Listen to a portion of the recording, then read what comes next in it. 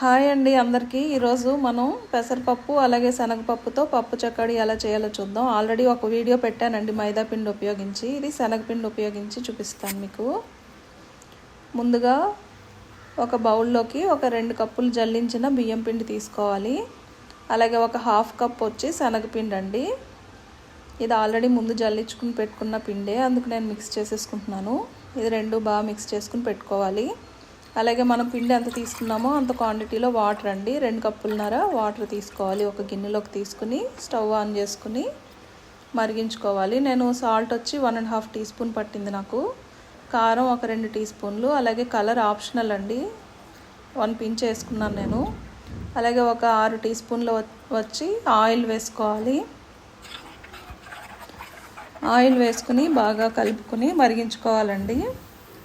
ఇది బాగా మరిగిన తర్వాత లో ఫ్లేమ్లో పెట్టుకుని స్టవ్ ఈ పిండి కొంచెం కొంచెంగా వేసుకుని ఉండలు కట్టకుండా మనం బాగా మిక్స్ చేసుకోవాలి. ఇది వేడికి తొందరగా గట్టి పడిపోతుందండి, మనం బాగా మిక్స్ చేసుకోవాలి పిండి కింద లేకుండా.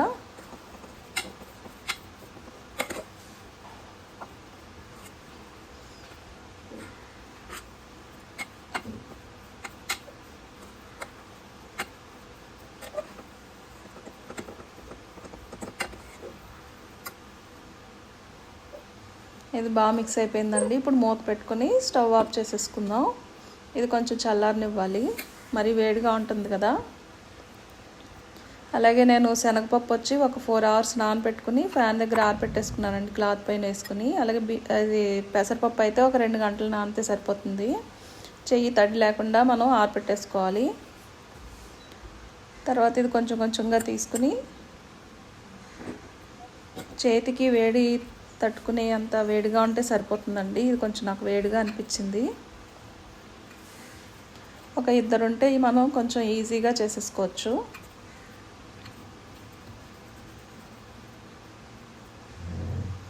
ఇవి చిన్న చిన్న ఉండల కింద చేసుకుని రెడీ చేసుకోవాలి.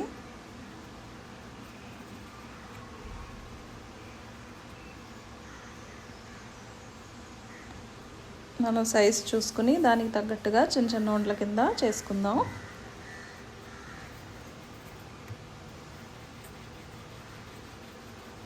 ఇలాగా పొడవుగా కనికల్లాగా చేసుకుని ఇప్పుడు పప్పు వేసుకుని అద్దుకోవాలండి.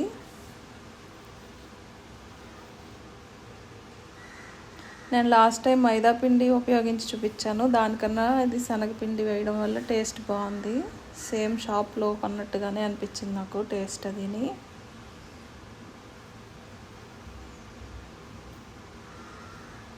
కానీ ఇదేంటంటే బియ్యం పిండి శనగపిండి కదండి, కొంచెం మధ్యలో పగుళ్ళు వస్తూ ఉంటాయి. చూసుకుని మనం సెట్ చేసుకుని ఇలాగా మనం పెట్టుకోవాలి.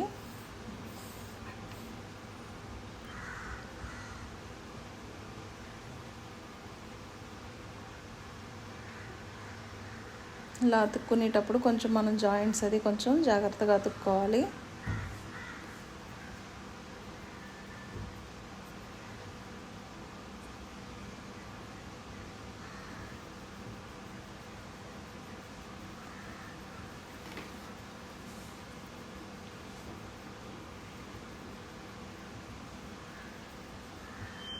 ఇప్పుడు మనం పెసరపప్పుతో ట్రై చేద్దామండి.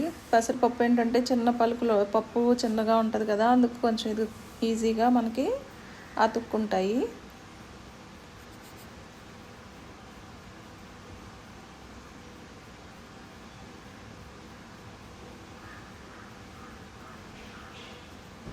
ఒక 2 ఉంటే మనం ఈజీగా చేసేసుకోవచ్చండి. ఒకళ్ళు చేస్తే కొంచెం టైం ఎక్కువ పడుతుంది. ఇలా రెడీ అయిపోయినాయి కదా, మనం ఇది ఇప్పుడు డీప్ ఫ్రైకి ఆయిల్ పెట్టుకుని ఫ్రై చేసుకుందాం. ఇవి కొంచెం లో ఫ్లేమ్లోనే మనం ఫ్రై చేసుకోవాలండి. ఇవి కొంచెం లావుగా ఉంటాయి కదా, మనకి వేగకపోతే మెత్తగా అయిపోతాయి.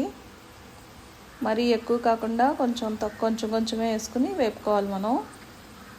ఇది 2 సార్లు ఫ్రై చేసుకోవాలండి, అందుకు కొంచెం కొంచెం ఫ్రై చేసుకుంటే 2 సార్లు ఫ్రై చేసుకున్నా ఒకసారి మళ్ళీ సెకండ్ టైం ఫ్రై చేసేసుకోవచ్చు. ఇది ఒక 3-4 నిమిషాలు కలపకుండా ఉంచుకోవాలి, కదపకుండా. తర్వాత కదుపుకుంటే కొంచెం మనకి ఈజీగా పగుళ్ళు కట్ అవ్వకుండా మనకి ఈజీగా వచ్చేస్తుంది. ఇది బుడగలు అయ్యి సగం వరకు కొంచెం తగ్గిన తర్వాత తీసేసుకుని మళ్ళీ సెకండ్ రౌండ్ ఇంకొకటి ఫ్రై చేసుకోవాలి.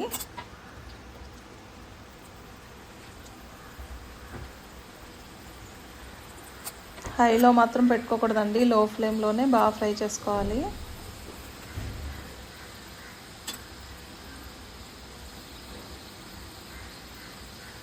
ఇప్పుడు మనం ముందు తీసుకున్నవి రెండు కలిపి మళ్ళీ ఫ్రై చేసేసుకోవడమే సెకండ్ టైము.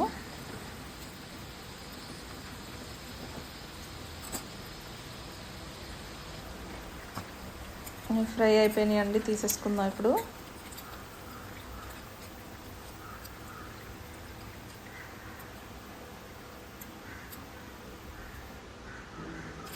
ఇప్పుడు పెసరపప్పు కూడా వేసుకుని చూద్దాం.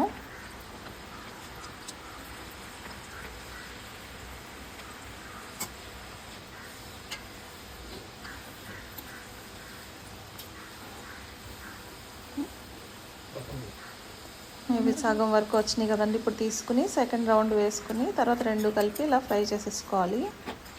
నేను వీడియో లెంత్ అయిపోతుందని చెప్పి అదంతా కట్ చేశాను. ఇలా రెడీ అయిపోయినాయండి. టేస్టీ పప్పు చకోడీ రెడీ. మీరు కూడా ట్రై చేయండి. అలాగే ఈ వీడియో నచ్చితే please like, share and subscribe. Thank you.